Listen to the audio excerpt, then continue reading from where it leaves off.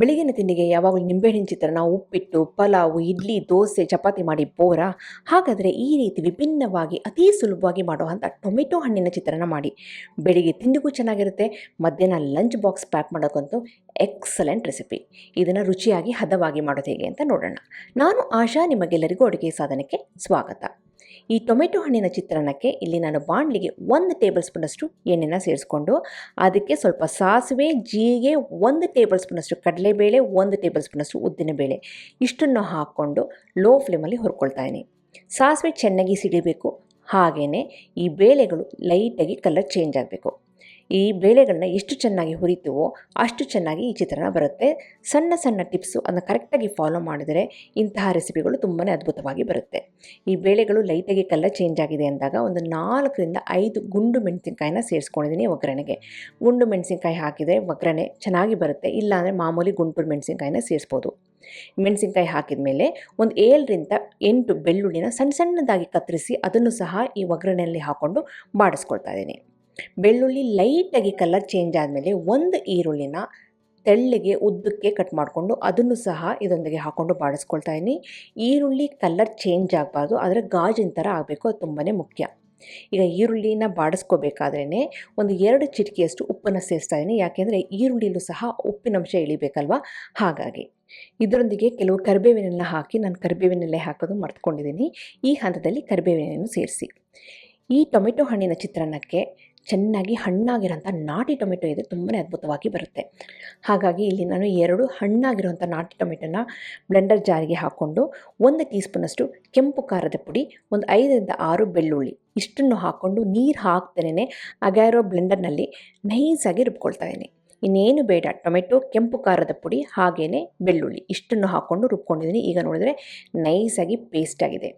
ಈ ಪೇಸ್ಟೇ ಈ ಟೊಮೆಟೊ ಚಿತ್ರಾನ್ನಗೆ ಒಳ್ಳೆ ಕಲರು ಕೊಡುತ್ತೆ, ರುಚಿನೂ ಕೊಡುತ್ತೆ. ಇವಾಗ ಆ ಪೇಸ್ಟನ್ನ ಏನು ಮಾಡ್ಕೋಬೇಕು ಅಂದರೆ, ಮೊದಲೇ ನಾವು ಬಾಡಿಸಿಟ್ಕೊಂಡು ರೆಡಿ ಮಾಡ್ಕೊಂಡಿದ್ವಲ್ಲ ಈರುಳ್ಳಿ ಬೆಳ್ಳುಳ್ಳಿ ಮಿಶ್ರಣಕ್ಕೆ, ಅದಕ್ಕೆ ಹಾಕ್ಕೊಂಡು ಫ್ಲೇಮ್ನ ಲೋನಲ್ಲಿ ಇಟ್ಕೊಂಡು ಇದನ್ನ ಚೆನ್ನಾಗಿ ಬಾಡಿಸ್ಬೇಕು. ಎಲ್ಲಿವರೆಗೆ ಅಂದರೆ ಆ ಟೊಮೆಟೊ ಹಣ್ಣಿನಲ್ಲಿ ನೀರಂಶ ಇರುತ್ತಲ್ಲ ಅದೆಲ್ಲ ಚೆನ್ನಾಗಿ ಆವಿಯಾಗಬೇಕು. ಹಾಗೆಯೇ ಈ ಮಿಶ್ರಣ ಸ್ವಲ್ಪ ಗಟ್ಟಿ ಆಗ್ತಾ ಹೋಗಬೇಕು. ಟೊಮೆಟೊ ಹಣ್ಣನ್ನು ರುಬ್ಬಲೇಬೇಕಾ, ಸಣ್ಣಗೆ ಕತ್ತಿಸ್ಕೊಂಡು ಹಾಕೋಬೋದಾ ಅಂತಂದರೆ ಮಾಡಬಹುದು, ಆದರೆ ರುಬ್ಬಿದರೆ ಟೇಸ್ಟು ಅದ್ಭುತವಾಗಿ ಬರುತ್ತೆ. ಇವಾಗ ಟೊಮೆಟೊ ಹಣ್ಣು ಈರುಳ್ಳಿ ಎಲ್ಲ ಚೆನ್ನಾಗಿ ಬೆಂದಿದೆ. ಈ ಹಂತದಲ್ಲಿ ಒಂದು 2 ಚಿಟಿಕೆಯಷ್ಟು ಅರಿಶಿನ ಪುಡಿನ ಸೇರಿಸ್ತಾ ಇದ್ದೀನಿ. ಹಾಗೆಯೇ ರುಚಿಗೆ ತಕ್ಕಷ್ಟು ಉಪ್ಪನ್ನು ಸಹ ನಾನು ಈ ಹಂತದಲ್ಲೇ ಸೇರಿಸ್ತಾ ಇದ್ದೀನಿ. ಮೊದಲೇ ಸ್ವಲ್ಪ ಈರುಳ್ಳಿಗೆ ಸೇರಿಸಿದೆ. ಇವಾಗ ಟೊಮೆಟೊ ಹಣ್ಣಿಗೆ ಮತ್ತು ನಾವು ಮುಂದೆ ಮಿಕ್ಸ್ ಮಾಡ್ತೀವಲ್ಲ ಅನ್ನಕ್ಕೆ, ಅದನ್ನೆಲ್ಲ ಸೇರಿಸಿ ಉಪ್ಪನ್ನು ಈಗ ಹಾಕ್ಕೊಂಡು ಅದನ್ನು ಸಹ ಚೆನ್ನಾಗಿ ಮಿಕ್ಸ್ ಮಾಡ್ತಾಯಿದ್ದೀನಿ. ಈಗ ನೀವು ನೋಡ್ತಿರ್ಬೋದು ಮಿಶ್ರಣ ಸ್ವಲ್ಪ ಗಟ್ಟಿ ಆಗ್ತಾ ಹೋಗ್ತಾ ಇದೆ. ಹಾಗೆಯೇ ಸ್ವಲ್ಪ ಕಲರು ಸಹ ಚೇಂಜ್ ಆಗಿದೆ. ಈ ಹಂತದಲ್ಲಿ 1 ಟೀ ಸ್ಪೂನಷ್ಟು ತುಪ್ಪನ ಸೇರಿಸ್ತಾ ಇದ್ದೀನಿ. ತುಪ್ಪ ಹಾಕೋದ್ರಿಂದ ಈ ಟೊಮೆಟೊ ಹಣ್ಣಿನ ಚಿತ್ರಾನ್ನ ಉದುರಾಗಿ ಬರುತ್ತೆ, ಒಂಥರ ಶೈನಿಂಗ್ ಹೊಡೆಯುತ್ತೆ, ಹಾಗೆಯೇ ರುಚಿನೂ ಸಹ ಅದ್ಭುತವಾಗಿ ಬರುತ್ತೆ. ತುಪ್ಪ ಹಾಕಿ ಚೆನ್ನಾಗಿ ಮಿಕ್ಸ್ ಮಾಡ್ತಾಯಿದ್ದೀನಿ. ನೋಡ್ತಾ ನೋಡ್ತಾ ಈ ಟೊಮೆಟೊ ಮಿಶ್ರಣ ಇನ್ನೂ ಚೆನ್ನಾಗಿ ಗಟ್ಟಿ ಆಗ್ತಾ ಹೋಗ್ತಾ ಇದೆ. ಹಾಗೆಯೇ ಅದರಲ್ಲಿರುವಂಥ ನೀರಿನಂಶ ಎಲ್ಲ ಆವಿ ಆಗ್ತಾ ಹೋಗ್ತಾ ಇದೆ. ಒಂದು ಸಾರಿ ಈ ಟೊಮೆಟೊ ಮಿಶ್ರಣ ಎಲ್ಲ ಚೆನ್ನಾಗಿ ಗಟ್ಟಿಯಾಗಿದೆ ಅಂದಾಗ ಇದಕ್ಕೆ ಮೊದಲೇ ನಾವು ಬೇಯಿಸಿಟ್ಕೊಂಡಂಥ ಅನ್ನನ ನಾನಿಲ್ಲಿ ಸೇರಿಸ್ತಾ ಇದ್ದೀನಿ. ಮಾಮೂಲಿ ನಿಂಬೆಹಣ್ಣಿನ ಚಿತ್ರಾನ್ನಗೆ ಅನ್ನ ಹೇಗೆ ಬೇಯಿಸ್ತಿರೋ ಅದೇ ರೀತಿ ಬೇಯಿಸ್ಕೊಳ್ಳೋದಷ್ಟೇ. ಈಗ ಫ್ಲೇಮ್ನ ಲೋನಲ್ಲೇ ಇಟ್ಕೊಂಡು ಈ ಅನ್ನ ಹಾಗೆ ಟೊಮೆಟೊ ಹಣ್ಣಿನ ಮಿಶ್ರಣ ಚೆನ್ನಾಗಿ ಮಿಕ್ಸ್ ಮಾಡೋದು. ಈ ಟೊಮೆಟೊ ಹಣ್ಣಿನ ಚಿತ್ರಾನ್ನ ಮಾಡೋದಕ್ಕೆ ತುಂಬಾ ಸುಲಭ. 5ರಿಂದ 10 ನಿಮಿಷದಲ್ಲಿ ಮಾಡಿ ರೆಡಿ ಮಾಡಿಬಿಡ್ಬೋದು. ರುಚಿ ಮಾತ್ರ ಅದ್ಭುತವಾಗಿರುತ್ತೆ. ಮಾಡೋದಕ್ಕೆ ಬೇಕಾಗಿರೋದು 5 ನಿಮಿಷ ಆದರೂ ರುಚಿ ಮಾತ್ರ ಇಷ್ಟು ರುಚಿಯಾಗಿ ಬರುತ್ತೆ, ಇಷ್ಟು ಸಿಂಪಲ್ಲಾಗಿ ಮಾಡಿದರೂ ಸಹ ಅಂತ ಆಶ್ಚರ್ಯ ಆಗುತ್ತೆ, ಅಷ್ಟು ಚೆನ್ನಾಗಿ ಬರುತ್ತೆ. ಕೊನೆಗೆ ಧಾರಾಳವಾಗಿ ಕೊತ್ತಂಬರಿ ಎಲೆನ ಹಾಕಿಬಿಟ್ಟು ಚೆನ್ನಾಗಿ ಮಿಕ್ಸ್ ಮಾಡ್ತಾಯಿದ್ದೀನಿ. ರುಚಿಯಾದಂತಹ ದಿಢೀರಾಗಿ ಮಾಡುವಂಥ ಟೊಮೆಟೊ ಹಣ್ಣಿನ ಚಿತ್ರಾನ್ನ ರೆಡಿ.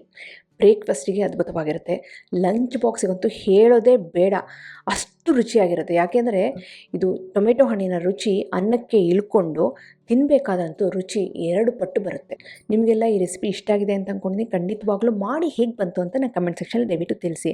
ಹಾಗೆ ನೀವಿನ್ನೂ ಅಡುಗೆ ಸಾಧನೆಗೆ ಸಬ್ಸ್ಕ್ರೈಬ್ ಆಗಿಲ್ಲ ಅಂದರೆ ತಡೆ ಯಾಕೆ, ಈಗಲೇ ಸಬ್ಸ್ಕ್ರೈಬ್ ಆಗಿ ಪಕ್ಕದಲ್ಲಿ ಬೆಲ್ ಬಟನ್ ಕೂಡ ಟಚ್ ಮಾಡಿ. ನಿಮಗೆ ವಿಡಿಯೋ ಇಷ್ಟ ಆಯಿತು ಅಂದರೆ ಲೈಕ್ ಬಟನ್ನ ಕ್ಲಿಕ್ ಮಾಡಿ, ಫ್ರೆಂಡ್ಸ್ ಆ್ಯಂಡ್ ಫ್ಯಾಮಿಲಿ ಜೊತೆ ಶೇರ್ ಮಾಡಿ, ವಾಟ್ಸಪ್ಪಲ್ಲಿ ಶೇರ್ ಮಾಡಿ. ಮತ್ತೊಂದು ಇಂಟ್ರೆಸ್ಟಿಂಗ್ ರೆಸಿಪಿಯೊಂದಿಗೆ ಭೇಟಿ ಆಗ್ತೀನಿ. ಅಲ್ಲಿವರೆಗೂ thank you, bye bye, see you.